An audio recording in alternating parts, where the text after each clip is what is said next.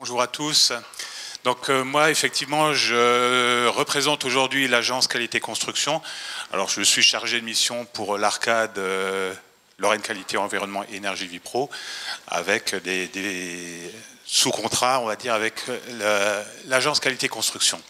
Alors, on m'a chargé également de faire une petite présentation très rapide de l'AQC.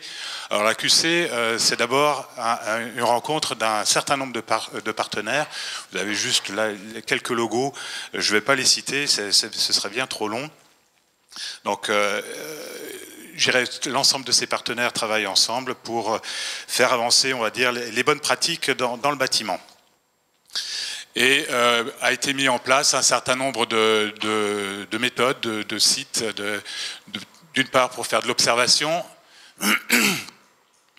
et le programme REX dont on parle aujourd'hui fait partie de cette problématique observation, une problématique prévention, donc anticiper un petit peu tous les problèmes qu'on pourrait avoir, et puis bien sûr une partie concernant la communication avec des publications, ce genre de publications, des ouvrages un petit peu plus spécialisés, et entre autres la méthode pédagogique qui a été citée par Katharina tout à l'heure.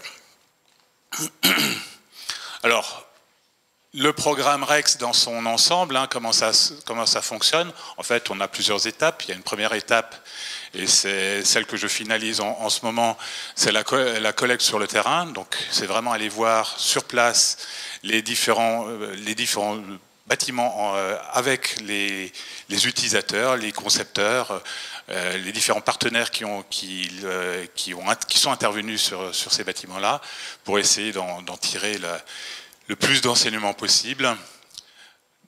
En parallèle, on va rentrer toutes ces données-là dans une base de données qui va permettre ensuite d'exploiter cette base de données-là et d'élargir le champ de l'observation sur l'ensemble de tous les bâtiments qui ont été renseignés, pas seulement les quelques que j'aurais pu voir, mais vraiment sur l'ensemble. Et puis ensuite, c'est de valoriser ces enseignements-là dans des publications et des restitutions comme je le fais aujourd'hui. Et donc, l'intervention de l'AQC, elle est régionalisée. En l'occurrence, moi, j'interviens ici sur le Grand Est, donc ce qui explique Arcade, LQE et Énergie Vipro. Et puis, j'ai des collègues qui sont un petit peu partout sur la France, sur des thématiques différentes pour la plupart. Il y en a certains, c'est sur l'ensemble parce que dans leur propre région, il n'y aurait peut-être pas forcément suffisamment de matière à faire, mais je dirais, pour ce qui nous concerne sur le Grand Est, il y avait largement de quoi s'amuser avec ce qu'on a rencontré.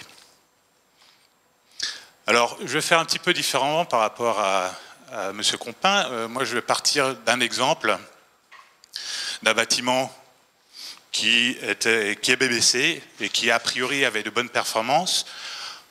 Donc, qui est constitué d'une centaine de logements, avec, on va dire, en termes de programmation, une construction en 4 tranches, entre 2006 et 2010, avec une production de chaleur centralisée pour l'ensemble des 4 tranches. Donc, bon, déjà, on va dire une projection de ce qu'il devrait y avoir. Et puis, une production d'eau chaude sanitaire par tranche, sachant que sur chaque tranche, on a en plus une installation solaire pour la production d'eau chaude sanitaire. Donc je vais partir de cet exemple, et puis quand il y aura une problématique qui m'a interpellé à un moment donné, j'irai un peu plus dans le détail sur certains points. Alors on va déjà analyser un petit peu plus ce bâtiment. Alors, qu'est-ce qui s'est passé? En fait, on va dire au fur et à mesure de la construction, on peut imaginer qu'il y a un certain nombre de choses qui ont été mises en route. Et en fin de compte, au bout d'un an, après l'année de parfait achèvement, on s'est aperçu, le maître d'ouvrage s'est aperçu que la ventilation mécanique ne fonctionnait pas de façon optimale, qu'il y avait des surchauffes dans les circulations, donc les couloirs, entre autres, et pas que les couloirs. Et puis un comptage d'énergie, en particulier pour chacun des logements, qui n'était pas forcément tout à fait opérationnel, dans le sens où certains logements, on avait une consommation a priori standard, prévisible, et on retrouvait à peu près nos petits, et puis d'autres où la consommation était strictement nulle. Donc ça pose un certain nombre de questions quand même, de comment on peut gérer tout ça. Donc, avec ces différentes problématiques, donc, ce qui a été fait par le maître d'ouvrage, c'est des mesures de température pour bien vérifier effectivement que les pointes étaient justifiées. Enfin, ça, je crois que très vite, ils se sont rendus compte que les surchauffes, c'était pas juste des lubies des locataires. Vérifier que les installations de ventilation fonctionnaient. Donc ça a été fait par l'entreprise, mais ça ne va pas être l'objet ici de l'essentiel de mon discours. En fait, il y a eu des mesures qui ont été faites et on s'est rendu compte en analysant derrière que ce n'était pas tout à fait comme ça qu'ils auraient dû faire. Et puis, les compteurs ont été étalonnés, sachant qu'un compteur, ben, effectivement, il peut y avoir de la dérive, ce qui n'avait pas été fait au départ, donc il a été fait après coup. Tous les compteurs étaient étalonnés. Mais enfin, le résultat des courses, c'est que ça n'a pas forcément donné grand-chose. Et donc, suite à ce constat, on va dire, d'un premier échec des premières mesures, il y a un bureau d'études qui a été missionné pour faire du diagnostic, essayer d'identifier les causes de dysfonctionnement et puis trouver surtout des remèdes à tout ça et de les mettre en œuvre.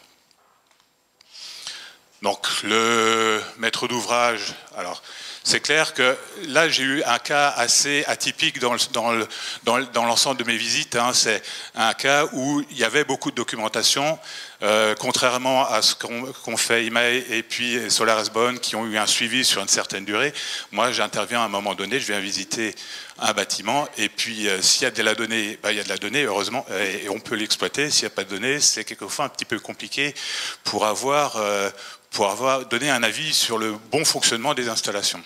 Là, en l'occurrence, on avait de la donnée, c'était relativement riche, et donc j'en ai profité, quoi.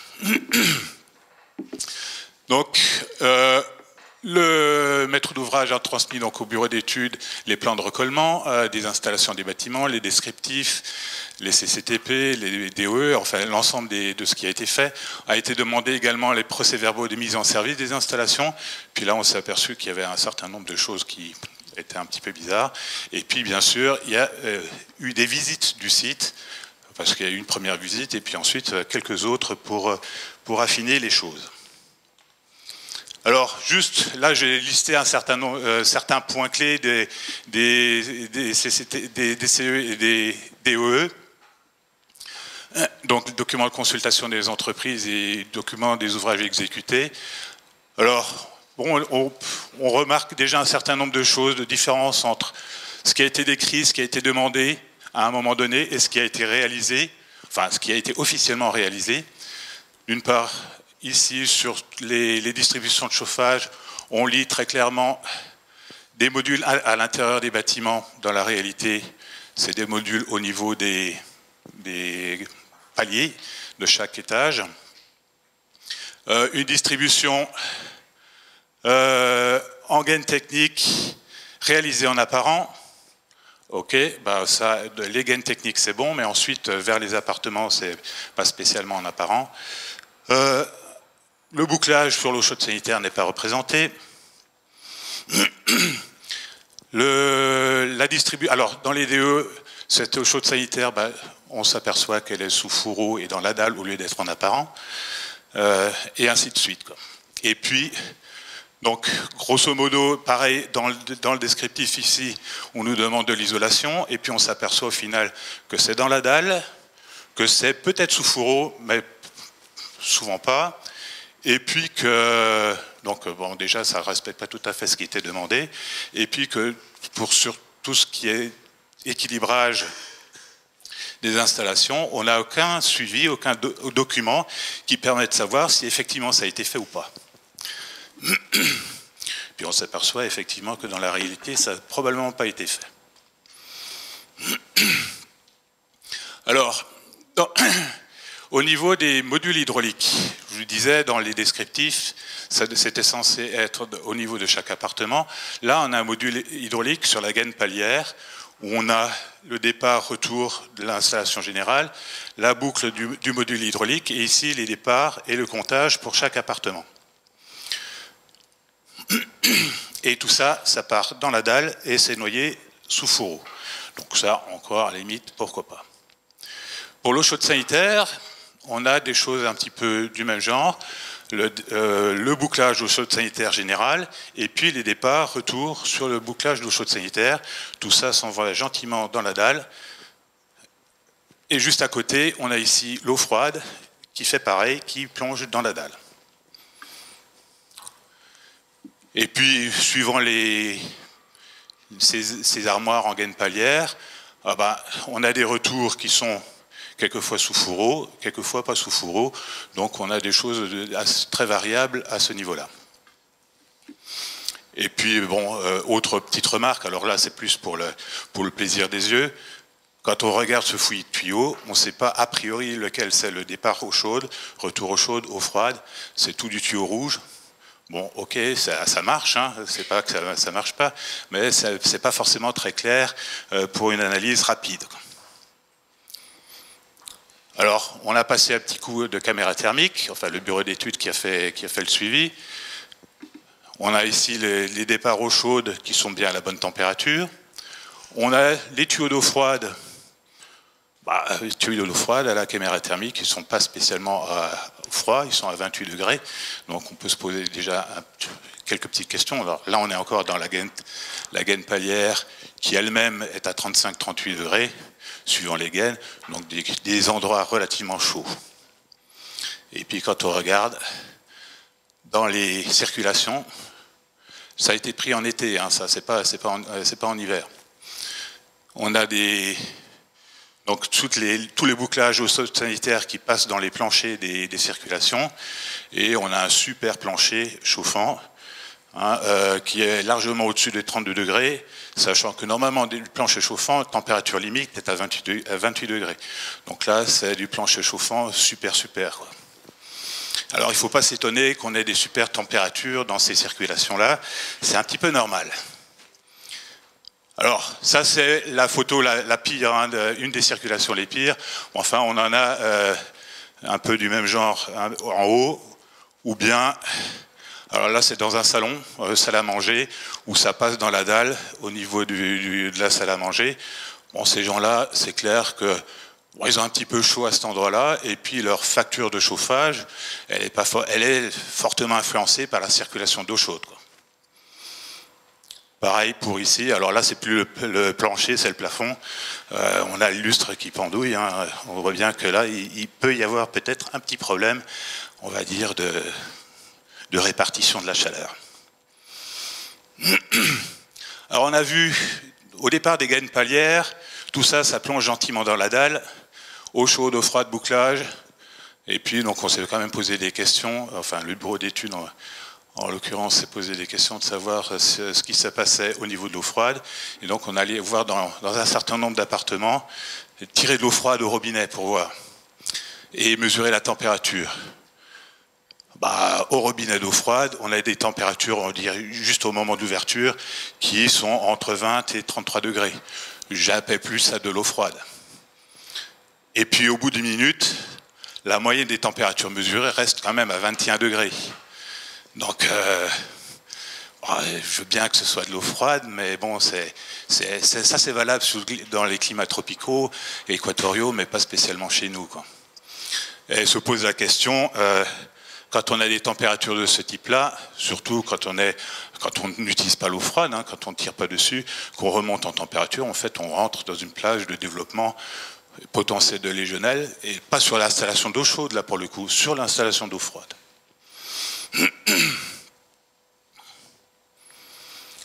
Alors, je suis désolé, ça, les petits problèmes de calage de...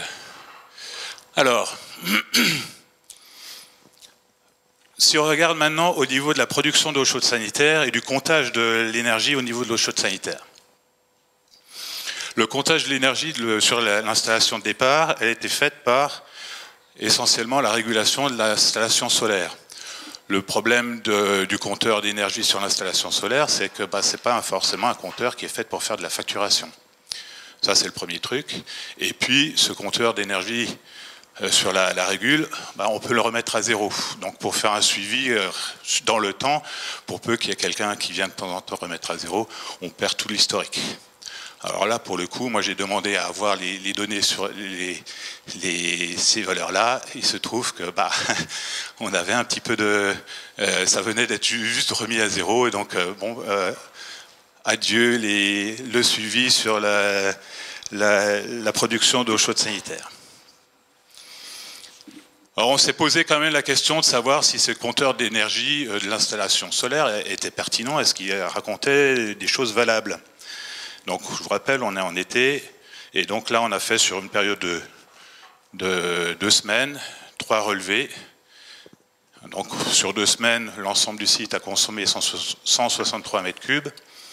L'énergie utile pour chauffer cette eau chaude, c'est 8,44 MWh. Donc ça c'est vraiment ce qui est nécessaire si on ne compte pas les pertes. Et puis l'énergie cumulée, donc ce qui est donné par le compteur, lui est à 8,04.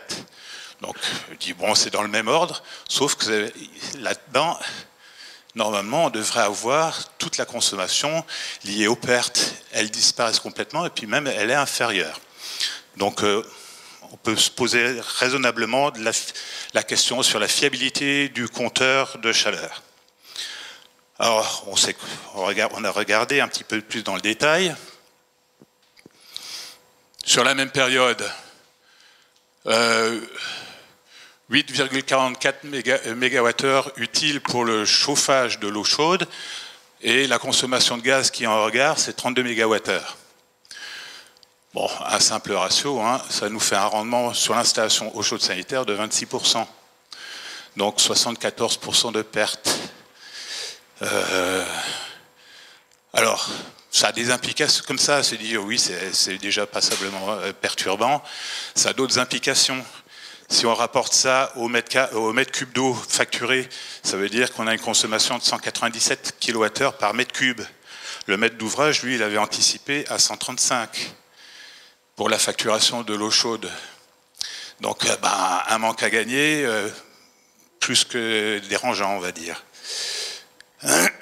Et puis, le fin du fin, c'est que si on regarde le coût au mètre cube, ça nous fait une eau chaude, là dans ce cas-là, à 8,42 € du mètre cube pour faire l'eau chaude. Sachant qu'on a installation gaz, normalement énergie pas trop chère, avec du solaire pour faire un bon appoint, qui normalement devrait faire baisser les charges, et au final, on arrive à être plus cher que si on avait mis des panneaux individuels électriques sans solaire. Donc là, effectivement, on peut se poser et puis on affirme qu'il y a un gros problème sur l'installation de distribution d'eau chaude sanitaire. Alors, en dehors de ce problème d'eau chaude sanitaire, on a également, je vous l'ai dit, il y a des compteurs qui comptent des choses et puis il y en a d'autres où on a une consommation qui est strictement nulle. Bon, alors, s'il y a des distributions dans au niveau des planchers des plafonds, c'est clair que ces dalles-là vont apporter de la chaleur dans les appartements et donc vont participer au chauffage des pièces. Et donc, si ça participe au chauffage des pièces, les charges de chauffage en regard, elles sont fortement diminuées. Ça semble évident. D'autre part, on a des compteurs qui ne comptent pas grand-chose, et qui ont une consommation enregistrée de 0. Est-ce qu'ils sont adaptés pour compter des faibles débits? Vu qu'on a des faibles demandes, est-ce qu'ils sont effectivement adaptés à ce rôle-là? Et donc, pour se conforter, on va dire, dans les mesures qui devaient être prises, il y avait un échantillon de 20 appartements qui ont été sélectionnés, les plus problématiques, ce n'est pas ceux qui posent le moins de problèmes, bien sûr. Et là, dans ces 20 appartements, un des points sur lesquels le bureau d'études a été attentif, c'était de la capacité des compteurs de chaleur à compter les petits débits. Et donc, alors, en plus, je dirais, de vérifier ça sur site, comment ça fonctionne, il y a eu un entretien avec les usagers de chaque appartement pour savoir effectivement même s'ils avaient une consommation nulle, est-ce qu'ils avaient chaud ou est-ce qu'ils avaient froid? Donc il y en a qui étaient bien chauffés, ça posait pas de problème, et puis il y en a d'autres qui avaient des consommations nulles et en étant mal chauffés. Oui, oui. Donc des relevés de débit sur le compteur d'énergie. Le cas échéant, il y a un nettoyage du filtre pour vérifier qu'effectivement le compteur fonctionnait bien.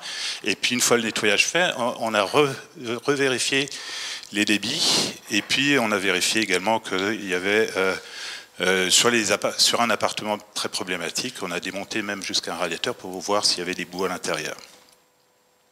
Et effectivement, quasiment systématiquement, les débits étaient nuls. Les filtres, ils étaient passablement encrassés. Et une fois qu'ils étaient nettoyés, c'est là où c'est important de faire une mesure avant et une mesure après, les débits après nettoyage étaient 2 fois supérieurs aux débits nominaux calculés pour un bon équilibrage de l'installation. Donc remettre en service brutalement tous ces appartements comme ça, il y en a certains qui fonctionneraient et puis d'autres un petit peu moins. Donc, on a ici, donc on a vu un problème de boue. Alors je vais passer assez rapidement sur ces boues. L'origine de ces boues, on peut se dire que ça peut venir de l'eau, de la qualité de l'eau qu'on va y mettre dedans. Et l'eau du réseau n'est pas forcément la meilleure eau pour injecter ça directement dans une installation de chauffage. Ça peut venir de la nature des matériaux qu'on a dans l'installation. Il y a des matériaux qui vont se corroder plus ou moins vite. Il y a certains qui vont être poreux à l'oxygène et donc qui vont alimenter le circuit en eau, en oxygène et donc alimenter la corrosion qu'on peut avoir derrière. Il peut y avoir des interactions entre les matériaux.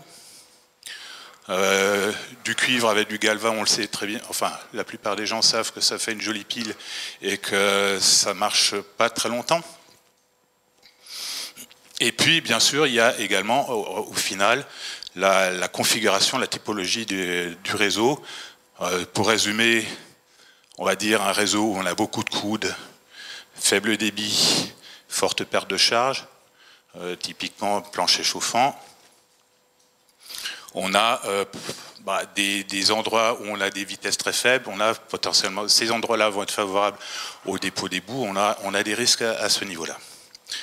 A contrario, les vieilles installations, qui tournaient en thermosiphon, très gros tuyaux, avec des corps de chauffe très importants, et puis généralement à l'origine une chaudière qui était avec un gros volume d'eau et donc une capacité à accumuler des boues sans dysfonctionnement. Aujourd'hui, on n'a plus ce genre d'installation-là. On a des choses beaucoup plus fines et donc qui nécessitent beaucoup plus d'attention. Et donc, par rapport au bout, on peut dire que c'est un phénomène quasi général, sauf qu'il faut pouvoir le maîtriser et puis le régler et être attentif à ce problème-là. Alors, ça peut venir de la corrosion des matériaux. Comme vous aurez accès à l'ensemble de la présentation, je ne vais pas m'étendre trop là-dessus, parce que sinon j'en ai pour un peu trop long. Donc la corrosion des matériaux. Ça va être également lié au pH de l'eau, donc si elle est acide, si elle est alcaline. Et puis là, en fonction des matériaux qui sont à l'intérieur des circuits, on a des choses qui peuvent être compatibles. Et puis, il y a des moments où on a des plages de recouvrement qui sont très limitées. Je prends l'exemple qui arrive quand même régulièrement quand on fait de la rénovation sur des bâtiments. On a une ancienne chaudière fonte, réseau acier, radiateur acier. On change ça, on isole par ailleurs l'ensemble de l'installation, enfin l'ensemble du bâtiment, on réduit les besoins, on change de chaudière, on met une chaudière à condensation parce qu'elle peut éventuellement condenser. Certaines chaudières à condensation ont des corps en aluminium. Il faut être attentif au pH de l'eau qui va être mis en circulation dans ces installations-là. La plage est extrêmement restreinte ici.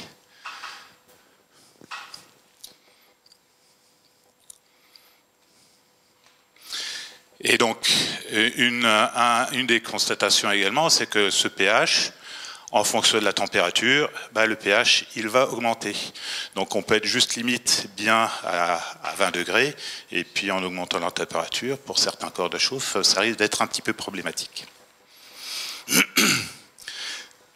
Alors je vous disais, ça peut être la nature des matériaux. Alors je vais passer rapidement sur là où ça ne fonctionne pas. En fait, quand on a deux matériaux de nature différente en contact avec un électrolyte, donc là en l'occurrence c'est de l'eau plus ou moins chargée qui va permettre la circulation des électrons. Là on a une petite pile qui se met en route et on ferme le circuit. Et donc là on a une érosion qui va être générée et on a un métal qui attaque l'autre, hein, c'est ce qu'on dit. Les métals nobles vont attaquer les métals moins nobles. Donc grosso modo, le cuivre va très facilement attaquer l'aluminium. Alors je sais que chez mes beaux-parents, ils avaient des radiateurs cuivre avec des tuyaux aluminium et régulièrement ils purgeaient tout ça avec un joli jet de gaz. Et mon beau-père me disait, tu sais, c'est de l'hydrogène. Et je te le montre. Et allumer passer le briquet au moment où on purge, on a une jolie flamme bleue d'hydrogène qui s'enflamme. Donc c'est pas que que des histoires. Hein.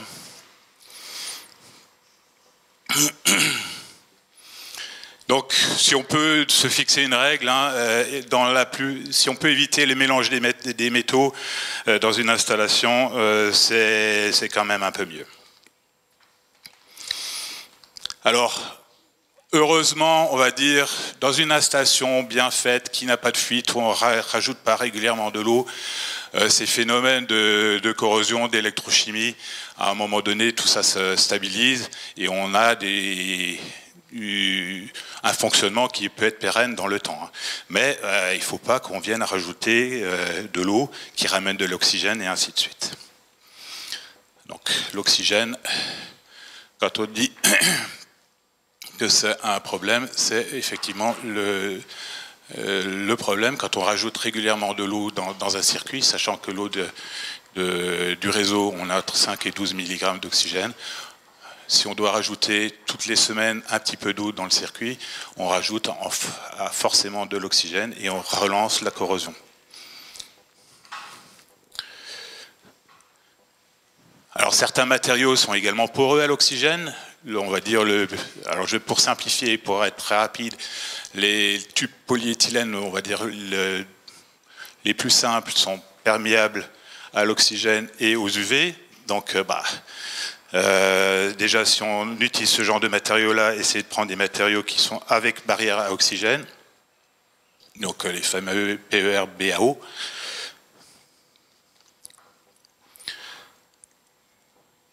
Alors, voilà, ça c'est pour les... Et puis, au moment du remplissage de l'eau, il y a quelques précautions à prendre également pour la qualité de l'eau de remplissage. Donc là, il y a des valeurs qui sont données en termes de dureté de l'eau. Donc la teneur en carbonate, la conductivité et le pH. Alors moi, c'est 100. Les valeurs que j'ai trouvées, c'était 100. Oui. Et donc, dans l'eau de remplissage, hein, sur le premier remplissage, et dans l'eau de circulation, celle qui est une fois stabilisée dans le circuit, on devrait être en dessous de ces valeurs-là.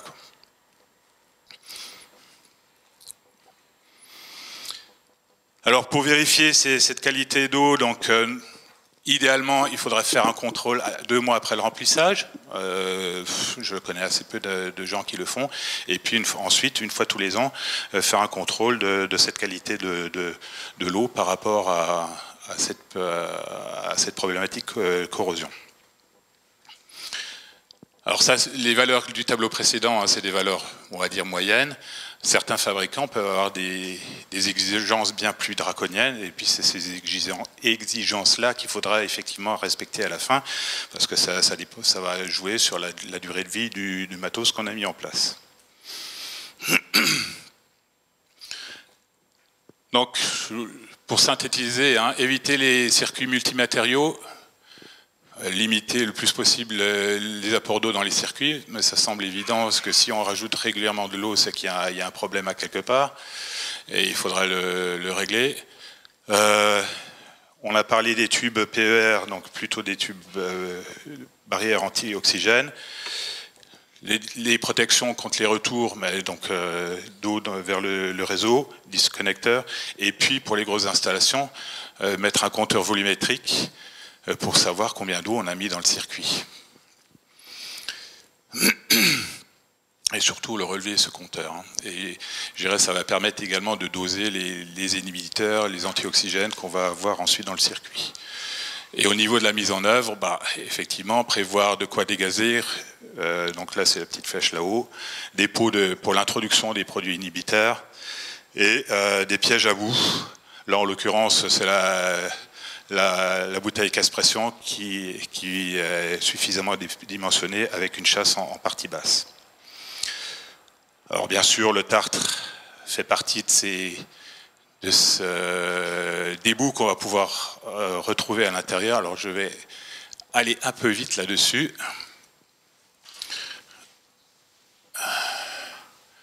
Alors, problème des bouts dans les installations hydrauliques, c'est que ça va générer des grippages ou des pannes sur les circulateurs et les vannes. C'est clair que s'il y a une petite particule qui vient se mettre dans la vanne ou au niveau de la roue du circulateur, alors sur la roue du circulateur ça va être de l'abrasion et donc là c'est pas très bon.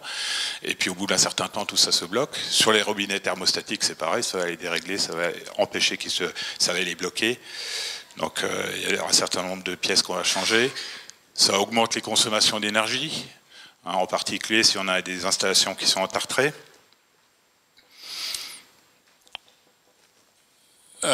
Ça va générer des dégradations sur les installations de chauffage, parce que des boues qui s'accumulent dans un radiateur, les boues sont acides, ça va accélérer la corrosion et ça va à terme percer le radiateur. Si ça génère, s'il y a des accumulations à droite et à gauche, on risque de déséquilibrer les installations, donc d'avoir des problèmes de répartition de chaleur. Et puis, accessoirement, quand ça glougloute dans un radiateur, c'est qu'il y a un petit souci, quoi. Il y a des gaz qui se trimballent, c'est pas le bon truc. Alors, je reviens à mon installation de ma boucle de tout à l'heure. Là, où je disais tout à l'heure, j'ai des petits problèmes de distribution de chauffage et de comptabilisation. Alors ça, c'est le schéma de principe. On a l'aller-retour pour le chauffage, la boucle, le module thermique qui est au niveau de chaque gaine palière. Donc la photo, là, je vous l'ai remis. Et ce que dit la notice du modèle thermique, c'est que le débit sur le primaire, donc à ce niveau-là, doit être supérieur à la somme des débits sur le secondaire pour que ça fonctionne correctement. Donc, dans le cas idéal, si le débit sur le primaire est égal au débit sur le secondaire, en fait, on a l'eau qui va passer dans les différentes installations de chauffage et on n'aura pas ici d'eau qui va se trimballer dans cette boucle-là. Elle sert juste à faire l'équilibrage. Quand on est en intersaison, on va plutôt se retrouver dans cette configuration-là, où les débits ici seront inférieurs au débit sur le primaire, et donc on aura une circulation d'eau directe, sans passer par les radiateurs. C'est pas très gênant pour les conforts des usagers derrière. C'est un petit peu plus embêtant ici parce que on est plutôt en débit constant, donc ça veut dire qu'il y a une pompe qui tourne de façon permanente en amont. Et ce qu'on a constaté, je vous l'ai dit, après nettoyage des filtres, on était à 200% sur les débits. Ça veut dire que les débits ici sur les secondaires sont supérieurs aux débits sur le primaire. Donc les premiers qui tirent, ils auront suffisamment chaud, et puis les derniers, pour avoir le débit suffisant dans leur installation, il y a une partie de l'eau qui va venir là, mais aussi une grosse partie de l'eau qui va venir à l'envers dans le circuit. Et là, pour essayer de régler le problème, l'exploitant a, dans un premier temps, changé la pompe. On a mis une plus grosse. Ça n'a pas réglé le problème, On a augmenté le débit dans l'installation ici, ça veut dire qu'on a aussi augmenté le débit de retour. Et en fait, on ne règle pas du tout le problème en augmentant la puissance de la pompe, et on n'augmente pas le chauffage, on augmente juste les consommations d'énergie liées au fonctionnement de la pompe. Alors bon, ça c'était le avant. Heureusement aujourd'hui ça a été réglé. Les réseaux hydrauliques ont été, d'une part, tous purgés, équilibrés au niveau de chaque appartement. Au niveau des gaines palières, les modules hydrauliques ont été eux-mêmes équilibrés parce qu'il fallait bien reprendre tout ça. Donc c'était un gros travail, hein, il y a eu du boulot. Donc du coup, les répartitions de charges de chauffage ont pu être réglées et en corollaire, il n'y a plus d'inconfort dans les appartements. Bon, ça a nécessité quand même par appartement le travail au moins d'une journée par appartement pour équilibrer, nettoyer et faire tout ce boulot-là pour 2 opérateurs. Il y avait une centaine d'appartements quand même à faire. Vous voyez un petit peu le boulot que ça a pu générer derrière. Sur le réseau d'eau chaude sanitaire, on a fait un petit peu la même chose, hein. Sur la première diapo, la première photo, on avait ici le départ-retour. Ceux-là, ils ont été coupés. On a le départ-retour qui part ici dans le faux plafond et qui arrive au niveau des entrées de chaque appartement. Alors, il y a une petite gommette très discrète qui est posée au niveau du faux plafond. C'est pour indiquer l'endroit du compteur d'eau chaude pour pouvoir faire le relevé et pas avoir à démonter tout le faux plafond pour savoir où sont les compteurs. Moi, j'ai trouvé ça assez astucieux. Ça permet de ne pas avoir à entrer dans les appartements et d'avoir quand même un bon suivi. Et puis pour finir, alors c'est plus pour, on va dire, pour quand même des choses sur lesquelles on peut être attentif. Quand on a une chaufferie qui est encombrée, alors là c'est tout la même chaufferie. Effectivement, tout est à peu près accessible. Par contre, on a ici un échangeur à plaques là, qui est derrière un tuyau. Je ne sais pas comment ils vont faire pour le démonter et pour faire de la maintenance là-dessus. C'est quelquefois un petit peu compliqué. C'est quand même bien plus simple quand on a de la place dans la chaufferie pour circuler autour des appareils et pour pouvoir manipuler à son aise. Et là, c'est pareil, c'est pas une chaufferie, c'est un local technique où on a des centrales de traitement d'air. Alors sur l'installation là, ils se plaignent même qu'ils ne peuvent pas atteindre toutes les centrales de traitement d'air. Ils sont obligés de sortir dans le couloir pour entrer par une autre porte. Bon, il y a de la place quand même, on peut faire du bon boulot, quoi. Alors, isolation des conduites, Jean-Baptiste en avait parlé. On a ici, là, et je le rencontre quand même assez souvent, des choses qui sont bien pensées, hein, des coques pour les vannes, sauf que le coude qui est juste derrière ici, il est carrément à nu. Pareil ici, on a des vannes qui ne sont pas isolées. Et là où c'est paradoxal, c'est que ces photos-là ont été prises sur des bâtiments passifs.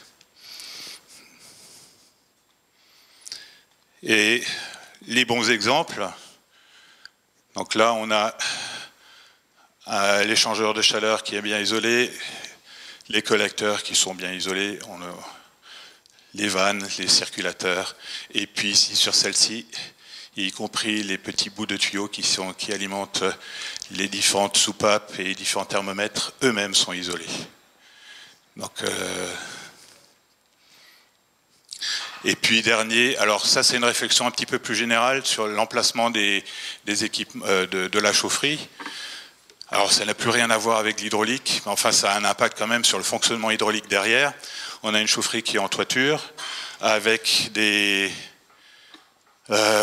ventouses qui sont en façade ouest. Cette chaufferie alimente une boucle d'eau, et cette boucle d'eau sur laquelle est branché un certain nombre de petites packs qui vont faire soit du chaud, soit du froid dans les différentes pièces qu'elle desservent. Il y en a quand même plus de 70 derrière. Et puis par grand vent, les chaudières se mettent en défaut parce qu'ici on a des zones de turbulence assez fortes, des fluctuations, et donc ça met en défaut les chaudières, et derrière c'est toute la boucle d'eau qui se met en carafe, et les différentes packs qui se mettent en sécurité l'une après l'autre, qu'il faut aller réamorcer individuellement chacune. Alors heureusement sur cette installation-là, il y a un report d'alarme. Dès qu'il y a une des chaudières qui est en défaut, c'est reporté, puis le gars il monte en toiture, remet tout ça en route, parce que derrière, s'il tarde trop, c'est toutes les chambres, enfin toutes les pièces dans lesquelles il faut aller réamorcer les installations. Je dirais c'est des petits soucis sur lesquels on peut peut-être anticiper un petit peu les choses. Donc là, une analyse, on va dire, des champs de pression montre déjà qu'on a des petits soucis. Hein. Donc là, c'est en CFD, pour un vent à 50 km/h, 15 mètres secondes, pardon, 54 km/h, on se rend compte qu'on a des zones de surpression à plus de 150 pascal dans certains coins, et puis des zones de dépression à moins 300 pascal juste à côté, et ça se passe juste au niveau de la chaufferie. Les écarts, là où il y a les plus gros écarts de pression, c'est là où il y a la chaufferie. Un vent n'étant jamais régulier, on a forcément des fluctuations de pression à ce niveau-là, au niveau de la chaufferie, et il ne faut pas s'étonner que les chaudières ne supportent pas, quoi. Alors je vous passe rapidement les autres. Et donc pour finir, et j'espère que je n'ai pas trop dépassé, je vais conclure là donc sur un certain nombre de documents que produit l'agence qualité construction. Donc il y a un certain nombre de rapports thématiques qui ont été édités, qui continueront à être édités sur différents thèmes. Et donc, ce que Katharina avait présenté tout au début, donc le lien vers la mallette pédagogique, où effectivement, là, il y a une mine de documents qui sont utilisables et consultables gratuitement. Donc, n'hésitez pas à en abuser. Ce sera profitable pour tout le monde. Merci.